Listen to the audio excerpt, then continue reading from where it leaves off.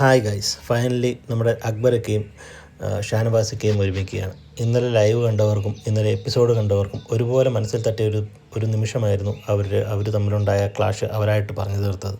അതെന്തൊക്കെ പറഞ്ഞാലും നമ്മൾ പ്രേക്ഷകരെന്ന രീതിയിലും ബിഗ് ബോസും ഒരുപാട് മനസ്സുകൊണ്ടും ഒരുപാട് ആഗ്രഹിച്ചിരുന്ന ഒരു കാര്യമായിരുന്നു ഇവർ തമ്മിലുള്ളൊരു ക്ലാഷ് ഇവരായിട്ട് പറഞ്ഞു തീർക്കുക എന്നുള്ളത്.